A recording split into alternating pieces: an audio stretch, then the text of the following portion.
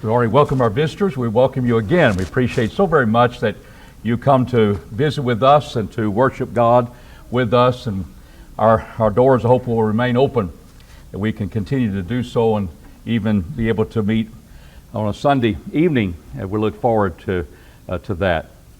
I want us to think about what we see.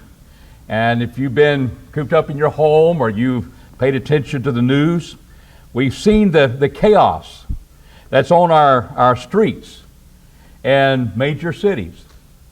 And there's different levels that you might look at that, and we'll look at it at different levels. But when you just see the destruction, the anger, and what results is just confusion. It's chaos. We see it starting when George Floyd was tragically put to death at the knee of a police officer, and people began to revolt in Minnesota and began to turn cars over and to burn precincts of police stations. We might on one level understand that. Another level we might not. So how could an individual do that to someone else's property? And what we see is just is chaos. And then a little bit later, we observe something that it's just totally tragic, where a truck driver is knocked unconscious on the streets of Portland. We're going to Minneapolis, Minnesota. We're now going to the West Coast. And the one who just gave a knockout kick stands right over him. And we see him just bloodied on the streets of Portland. On one level, you say, how could that happen? You might say nobody's making them accountable. They're not going to have to pay for that. Well, this man's been arrested now, so if you're thinking that, he's wrong. We'll see what happens. But that's chaos. That's destruction. That's taking a life, and there's been lives of babies and young children and other people been put to death. Policemen have been killed. It is chaotic in our world. You'd have to admit that. And we said that just shouldn't happen. And then we go to Chicago, where we observe people. They go to fancy stores or not so fancy stores, and they can all loot and take all the things they wanted out of those stores. What's going on there? It's chaotic. Well, you say, well, there's no accountability. They're not going to have to answer for that, and they may not there. Police are going to back down. There's people needed to vent their frustrations on whatever. But still, that's not right in our way of thinking. How could you do that to a store owner? And when you burn down places in Minnesota, some of those were people, they said Black Lives Matter. They were black people who owned those stores. And now you read as someone said, go ahead and burn my store down. Others said, no, I don't have the insurance. But property, lives are being endangered, property has been plundered and stolen. Our streets are filled with violence and chaos. Not accountable, maybe one level. But how does an individual destroy the property of others? It's done by individual people. What is in the heart of individual people that says, all right, I don't like the way things are going in our country, and the political structure may be whatever we don't like, and maybe we see people didn't have a fair shot at things, and we may feel for them. But what drives us to people we don't even know, or those who stand in authority, we destroy their property. What's in the heart of people to do that? I would say welcome to the postmodern world. That what's in the heart of people is evidence of what it's been like to be in the postmodern world. 1700s to the 1900s, all situated on advancement of man, the humanistic spirit, rationalism, the idea of science has the answer, and all of a sudden we come now to the postmodern and realize, no, you don't have the answer. There are no answers. There's no true meaning. And therefore, life has no meaning. I can knock you out if you're the wrong skin color. And you help the lady who's the wrong skin color. Because my color matters. What gets in the heart of people that can do that to a helpless person on the street? What value? What real truth? What objective truth is? I'm not accountable. See, I get by with it because I'm not accountable to the police that they, but I've a long time been not accountable to God. I'll do what I want to do. That's postmodernism. Do you like it now? When a black lady was interviewed on the streets of Chicago, why are you stealing and looting from them? This is reparation, man. Reparation? That we were enslaved and it's payback time. Well, the government hasn't been able to do that, and we'll just take what we want. I'll determine how we're going to get paid for slavery abuse. Welcome to the postmodern world. That's the philosophy. We'll call it reparation. Well, the people who are guilty have been a long time gone. We've shed blood to solve that problem. You got a black mayor. How come she got in power? Because her skin's color is the wrong color. Reality. No, it doesn't. I'll make a word, and this is the way it will be, and I will therefore justify what I'm doing. Welcome to the postmodern world. Do you like me now? Do you like the postmodern thinking? Because generation or two has been raised on that. In universities, higher learning places where movements have been set forth, and we're going to realize what are we speaking here? It's not new. Friedrich Nietzsche, he didn't live very long on this earth, but he's had an influence. He's the father of the postmodern world. He died in 1900. This isn't new. But listen to how he changed things. The real truth about objective truth is that the latter is fiction. Objective truth is fiction. Every candidate for truth must first be expressed in language. If you're going to upset her as truth, you've got to express it in language, and language is notoriously unable to get to us to reality. Words like a hall of mirrors, going to hall of mirrors reflect only each other, and in the end point to the condition of the users. How I want to use it, without having established anything about the way things really are. Truth is the name we give to that which agrees with our own instinctive preferences. We'll call it truth. That's where we get the idea, your truth, my truth, all it's relative. This is where it begins. We'll change the language.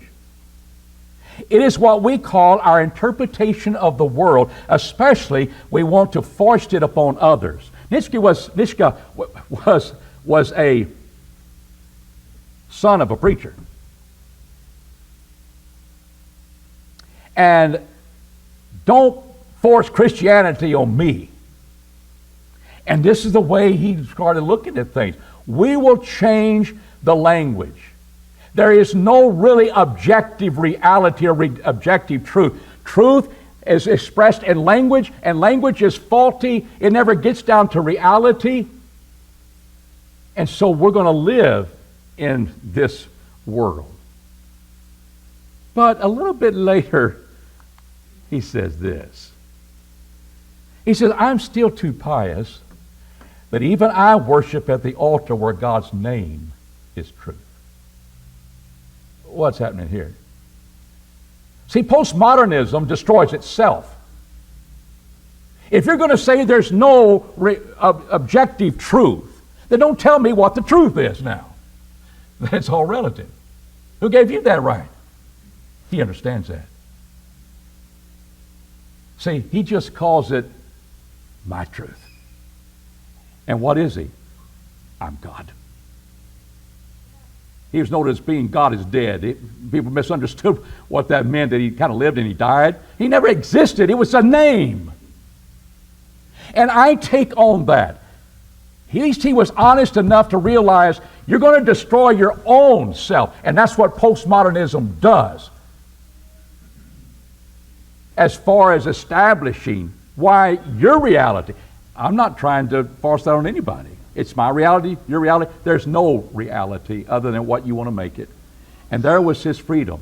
He said, I still worship at the altar. I worship myself. And it's just a name. And I take over. That's postmodernism. It's nothing new. So I will change the language. It's reparation. I'm now taking what belongs to me. No, you're not. You're destroying other people's property. You're stealing. No, I've changed the language, and therefore this is my truth. And they're not even ashamed of it. They do not blush. Because, see, that's now been taught and entrenched in our culture's heart, and we wonder what's going on. Postmodernism has taken root. Kind of like it. You like the chaos. You like the violence. You like the uncertainty. A lot of people wouldn't like what's on the streets. But they don't speak out against this. He's the father of nihilism. What is that? One definition is extreme skepticism, maintaining that nothing in the world has a real existence. This man's looking at buildings. Well, I see them, but nothing's of substance. Nothing you put your trust in. It's a very pessimistic thing. What's interesting, once you start reading about optimistic nihilism, let's talk about how that works. We're optimistic because there's no truth. There's no reality. It's whatever you make it, and that becomes what you want to be. But what's happening? You are God. You are in control. You are in power. And what is it doing when people have no sense of reality about themselves?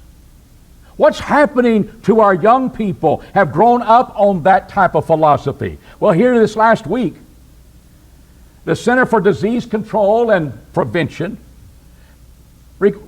gave out their survey that they made between the days of June 24th, June 30th, 2020. Pandemics, we're going through that. And there were over 9,000 that had an opportunity to fill out the survey, but only 5,412 did. And what they began to find out is that 10.7% of those had considered suicide in the days before completing the survey. But what was alarming is that 25% of those 18-year-olds and older up to that age 24, 25% had contemplated suicide. I look at our young people here and I observe them. And a lot of times there's smiles on their faces. They're happy. They're looking forward to the future in this world. How come 18-year-olds want to take their life? What's happening? There's no real meaning. My life has no meaning. I'm going through a difficult time. I know there's other factors involved. The same report gave out self-reported, unpaid, I haven't gotten paid, and I'm a caregiver for adults. 30% contemplated suicide. And those who are claimed to be essential workers, 21.7%. We're talking about ending it all. Ending your personal life. Why? Well, I can imagine being cooped up and not able to do this and having to go to work and put myself in danger and feeling so depressed about my situation, I might want to consider that. If I don't have anything accountable to God or any hope that God gives me, He doesn't exist. I worship at the altar of what is called truth, and I'm the truth. And when you don't have anything of substance, I can see why 1 out of 4 teenagers and young people contemplated that. Because there's no truth, there's no reality, there's no certainty. My life has no meaning. How do you like postmodernism now? And what we begin to find is that this has been going on for a few years now. The same CDC, they released the fact that suicide rate for people ages 10 to 24 increased 56% between 2007 and 2017. 13 years ago, the rise in suicide of young people. I got my smartphone. I can have instant connection with people. And you begin to realize that, hey, there's no reality, there's no meaning. And I'm just into myself. And now I'm pinned down with a pandemic. A lot of levels. But this is reality, if words mean anything. It's what's in people's hearts. That indeed, I don't mind taking my life. And I surely don't mind taking yours. I may not be accountable to the law, and therefore I just knock you out on the street. A long time I've been not accountable to God. He's just a name. And when things don't go right with me, I will attack you. That's what young people have done. Because they've been in the postmodern world for quite a while, especially in their growing up years. Well, postmodernism is not new. Let's see ourselves back in the Garden of Eden. You couldn't call that postmodernism. And yet, that's what has exactly happened. We're going to replace God with ourselves. And so how does Satan? Satan is not responding to the woman. He comes on his own. And what do? You begin to question objective truth. That's the plan. And we'll get to language, but objective truth, that doesn't exist. And if it does, we got it in language and we'll take care of that. Mishka does. But you begin to question it. That's what Satan does. In Genesis, the 3rd chapter, we'll find that he says, woman, yea, God has said, ye shall not eat of any tree of the garden? Question. Well, the woman replies, and apparently she knew this from her husband, and in verses 16 and 17, it's very true. You can't eat of every tree in the garden. There's one that you cannot eat. The day you do, you'll die. Objective truth was revealed. And the devil didn't discount it. He just questioned it. Is there really a reality? You can't really be sure, can you? And when she said, no, in the affirmative, that's true, then he starts contradicting the truth. You won't die. And when she grasped hold of it and took the bait that he had laid down, God just doesn't want you to be wise like he is. You'll be like him. She saw that it was good, pleasant to eyes, and it's good for food. And it was desired to make one wise. I will be in control, not God. And sin entered into the world. Spiritual death happened that day. And then physical death followed. That's what postmodernism is. It starts questioning objective truth. And we thought it was new. It's a way of getting God off his throne. And if you still want him there, it's just words. And getting yourself where you wanted to be. I'm in control of my life. Science has not helped me any. Advancement of man hadn't helped me any. This is how I feel. And because how I feel, that's truth. That's where we are. But don't tell me it's new. The effects are the same. When man corrupted their way before God, they marred the way before God. And what happened in Genesis 6 and verse 11? That's before the flood. Nothing post about it. Well, it's post sin entering the world. What happened when you mar the way before God that He has told you how you ought to live? Violence. Oh, where we see that in the streets of our nation? Violence. There could be other reasons, all sorts of reasons for violence. But when you have no accountability to anybody but yourself, and you got the power to kick a man to death, or turn a car over, or go in without accountability to the law and go in and steal what you want, and you're in control, you'll do it. Because, see, there is no objective reality of anybody in power over you but you. And I've read this in my younger days. How come violence took place? Now I know. Because, see, you want to get what you want, and I don't want you to have it. Just knock the old man in the head. Take it.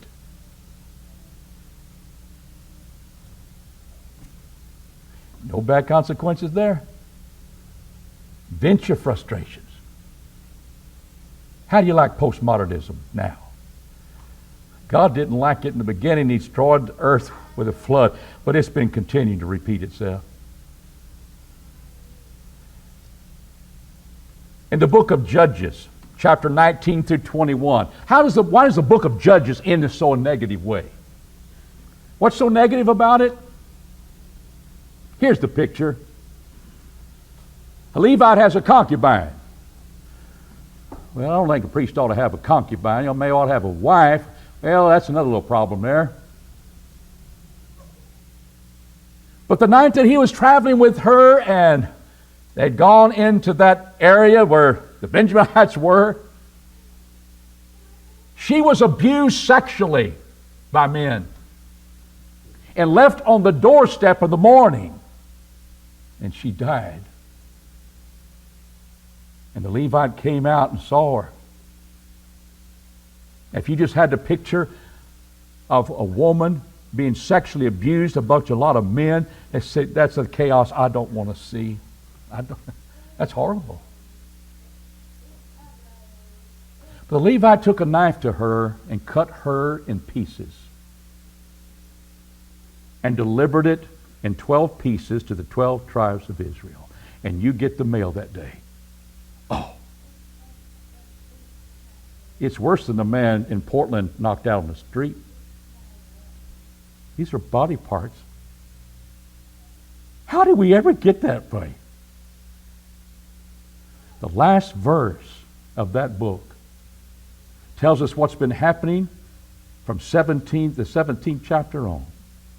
There was no king in Israel. And every man did that which was right in his own eyes. I'm in control. I'll do what I want to. I will abuse a woman sexually and kill her.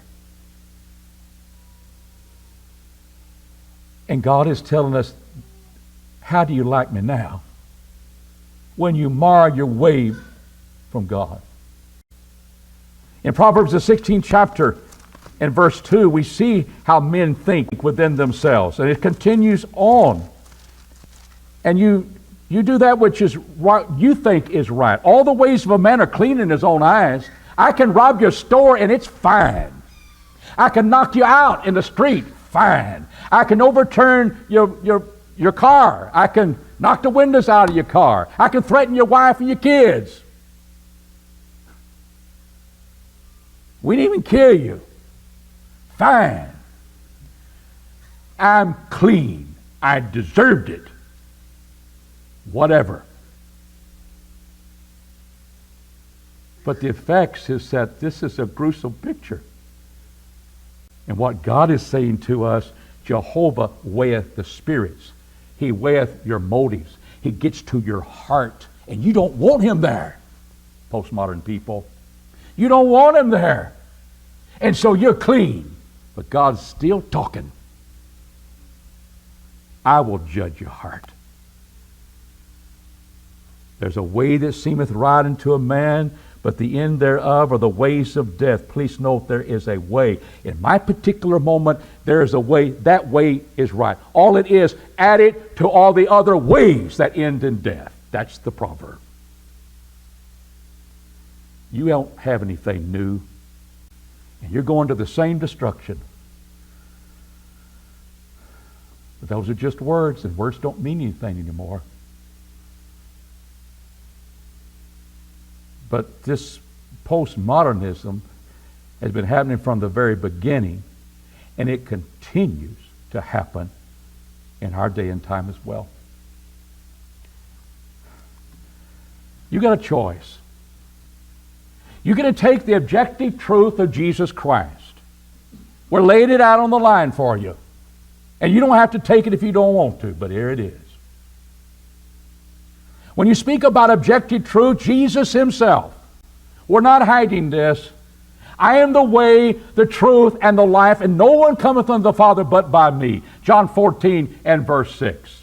How exclusive is that? How arrogant is that? Why would you think it's arrogant? Does words mean anything to you, postmodern person? Who argues, not everything has to be coherent? What do you want, a coherent answer or an incoherent answer? How do you communicate to a world like that? They defeat themselves because it's not a movement, it's a mood. It's how I feel about things. And I want to be my own God. Well, there's objective truth beyond yourself. He says, my word has been spoken will judge you in the last day. He said, I didn't come to judge the world. I came to save the world. I'll tell you one thing. The word that I have spoken will judge you in the last day. Yes, there's a time of accountability. And my word, which you think it just doesn't exist for truth, is still there. And it will judge you in the last day. He tells his apostles that he offers them the Spirit of truth, that when he leaves this earth, the Spirit of truth, and he will guide you, the apostles, and he wrote the New Testament, he'll guide you into all the truth. How arrogant is that? That's Jesus speaking. The Son of God is speaking. He's speaking there's truth beyond yourself, and it lies with God, and he's revealed it. And he's done it with words. And that revealed word of truth will set you apart from this world. He prayed that to his Father. Sanctify them in thy truth. Thy word is truth. Oh, I wish he hadn't said that. Just truth. I'll be sanctified in whatever truth I want. Really, there's no reality about it. It's just my moment in time. I stole from the Chicago 5 Mile place, and I got me some good shoes, and I'm okay with it because slaves deserved it, and I'm the right color. Because I had no accountability. But people who grasp hold of the teachings of Jesus Christ, they will be changed. And they said, it's just not right to steal. It's not right to kill. It's not to destroy someone else's property.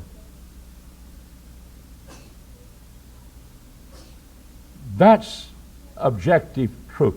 Don't sit there and say that it doesn't exist. In your heart it doesn't exist. But God has revealed that. The other side of this is subjective truth. This is your postmodernism. It's whatever you see it to be.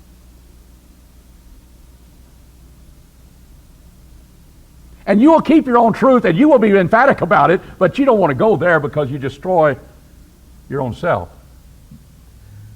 Ishka was one, so I still worship at the altar of the name called God. But my name is there. God's no more powerful than I am, and I'm more powerful than God is. He doesn't exist in that sense. He's there. So I got my truth. You have yours. Just don't force it on me. So you see truth as you see it. Now, we see that in the streets of violence, which always happens when you are not accountable to God. But it's in the religious world too. Let's take words and let's sum up the New Testament. I know Jesus is saying all this stuff on this side, but I want to be looking at, I like this word inclusive. You know, the New Testament is inclusive. Isn't that true? Well, we're going to homosexuality in the Episcopal Church. Because when we think of things being inclusive, that's what's wanting to be included. Of leaders in the Episcopal Church, they can now be homosexuals. Well, there was a battle over that. And that's 17 years ago. But what was the word?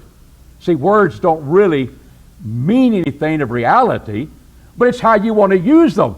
Is this just reparation? I can do what I want to do. I'll put anything I want to do in that. Let's just use the word inclusive. And you got some truths about that, okay, New Testament includes all men. Anybody want to argue with that? No. Now listen to how postmodernism works. When William Barnwell writes a letter to the editor, this is back in 2003. He said, I could argue that the overwhelming emphasis on the inclusion in the New Testament trumps. That's before President Trump being around doing his thing. It trumps 2 or 3 passages from St. Paul that may condemn homosexuality. You see what's happening? I will put a word out there and I'll make it mean and apply it how I want it. It sounds biblical. It sounds doctrinally sound. And I'm not denying that there may be 2 or 3 passages that may condemn homosexuality. Yeah, they definitely do. It's against nature. It is an abomination to God. There's no mixing of terms in the Bible, Old and New Testament, of what God thinks about homosexuality, sodomy. And see, they don't have to fight that battle of objective truth. We made up our own language. That's postmodernism, folks. Language, it just mirrors, reflecting off of, just use it the way you want to of how you see your world. And I want to see our world in the Episcopal Church having homosexual leaders, and they got it. Reverend William Barnwell is using postmodernistic thinking with the Scriptures. And you want to go battle with them in Romans 1? In 1 Corinthians 6? Have at it. I think maybe Sodom was just, they weren't real hospitable. And they're just trying to offer hospitality. Well, that's just your interpretation. Well, you got yours, I got mine. It's just relative. But even if you proved it, we got something that trumps it all. It sounds Christian, doesn't it? It's just take a word. They don't mean anything other than what you want it to make it mean. Inclusion. It's alive and well. It's been there for quite a while, but now we see the effects of it on our streets with violence. I close with something that we ought to do with any philosophy, any thinking, but Christianity is willing to be tested. When you're thinking about meaningless and life is, there's no reality and language is just a way of describing how you want it to be. There's no objective truth. Paul says, be not fashioned according to this world. Whatever philosophies are out there, don't let it form you, put you in a cast of thinking and actions. But be ye transformed. You're going to be a new person. Be ye transformed by the renewing of your mind. Your mind's going to think in a different way. but it can be proved. Test it. God's always ready to test the spirits, whether they are of God or not. And He takes the New Testament teaching of salvation, the grace and faith, and He comes to this 12th chapter in Romans, and He says that you may prove, be transformed or renewing of your mind, going this way, not postmodernism, not rationalism, not existentialism, following Jesus. And test it, that you may prove, test, what is the good, that which is good in its being, beautiful in its being, and beneficial in its effect. You're not going to destroy my car, my life, my business, because you think you have a right to, whatever word you put with it. No, it's a good and acceptable and perfect, complete will of God. See, the world doesn't want God in there, but God says, test me. I'm here. And when you get the moral character of a Christian, you want them to be your neighbor.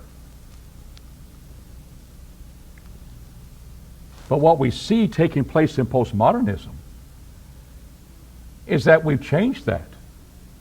And when we put that philosophy to the test, what we begin to realize there is no truth when God says, "Ye shall know the truth, and the truth shall make you free."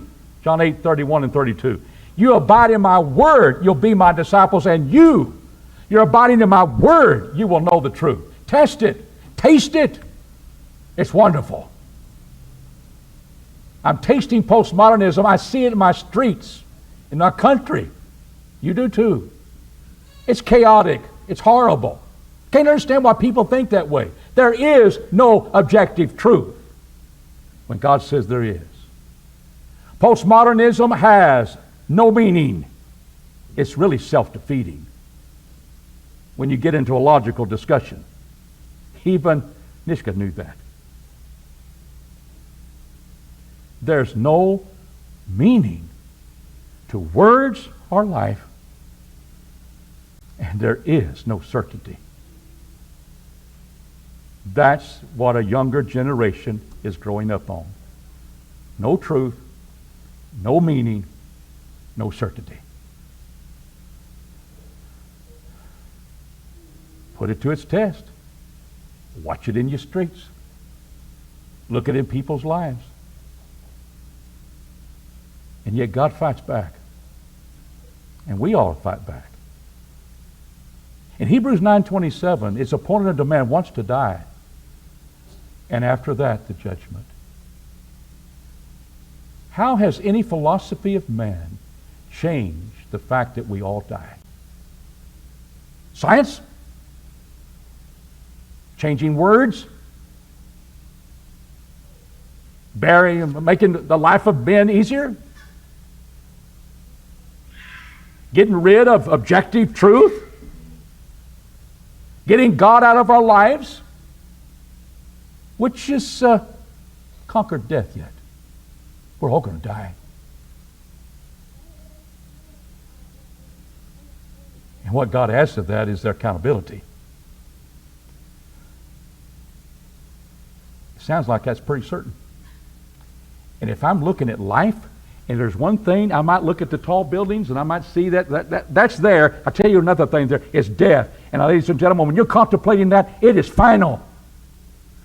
The last enemy that shall be destroyed, is death. If you're contemplating suicide, let me have a few moments with you. Because you need to get that out of your head. It's final. You're not helping anybody.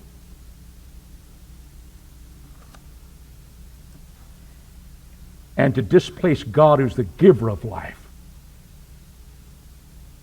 And pay attention to Job. If anybody had a right to take his own life, his wife would say, "Curse God and die, Job." But he didn't take his life.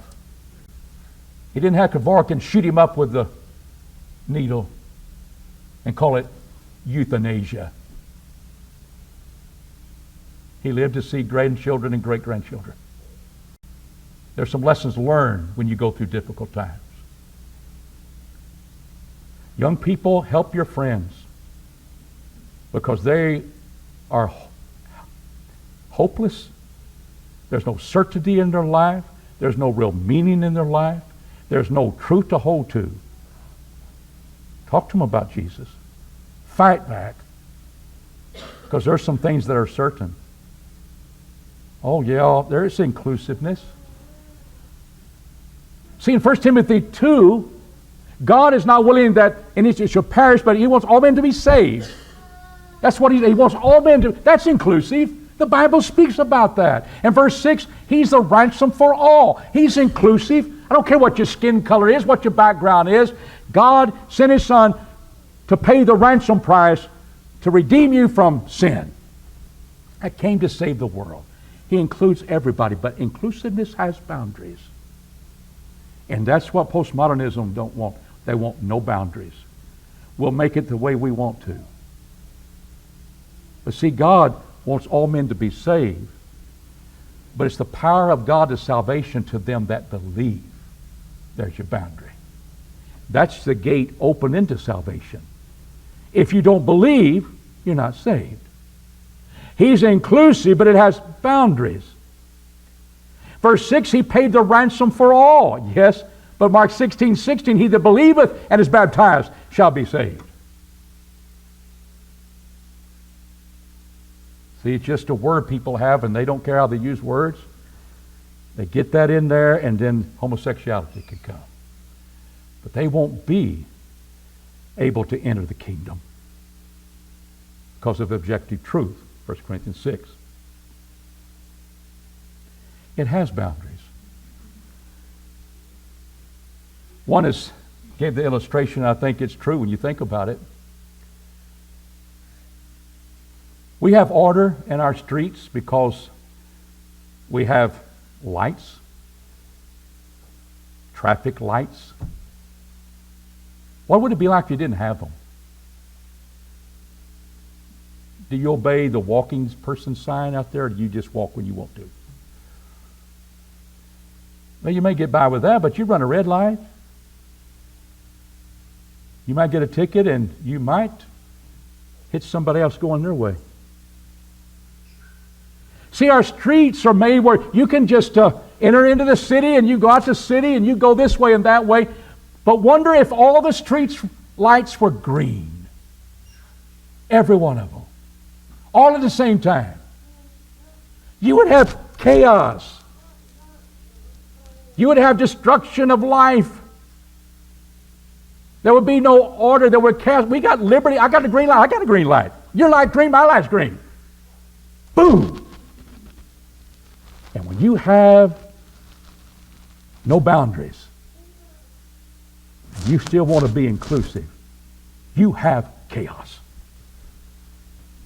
And we see it played before our eyes in our society. Dear brother and sister in Christ, the world needs the gospel. And we've got it. We need to come out of our shell and help people that are going through difficult times. Because what God gives us is hope. The certainty that what we hope for is there. We've been begotten again to a living hope, Peter says.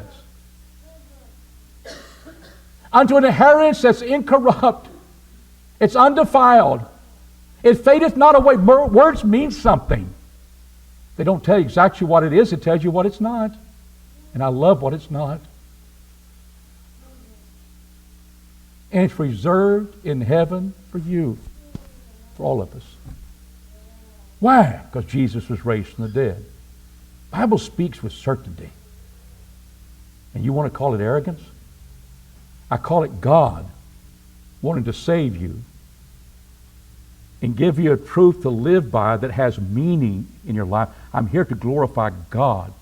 And there's certainty that when the world is chaotic around you, and you feel depressed, and you feel like there's no answer, you got Jesus. I got milk, you got hope. Milk will only take me so far. Hope will take you to heaven. And that's what God says I want you to know. Death, judgment, heaven are certainty. We just need to get right with the Lord. And what happens is that it will change our culture, but the world is where it is today. And I just think it's a picture of what happens when postmodernism is bearing its fruit that's been in the hearts of people. It's bearing their fruits at a time when things are so chaotic in themselves. May we share the gospel with others and not be shy about it, and realize that what God has given us is salvation from sin and the salvation from the grave. And our world needs to see that and hear it. So I hope we'll be able to do that. If you're not a Christian and you're contemplating that, don't put that off. We don't have a guarantee of another moment today.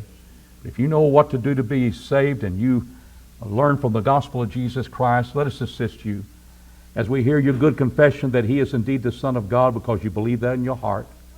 You're willing to turn away from your sins. We can baptize you into Christ for the remission of your sins. I'm just impressed when it came down to what to do to be saved. It wasn't in flowery language. It wasn't something that was a hyperbole or a parable. It was concrete things. Believe, repent, confess, be baptized. Either you do it or you don't. It's not complicated. We invite you to become a Christian as we stand and as we sing.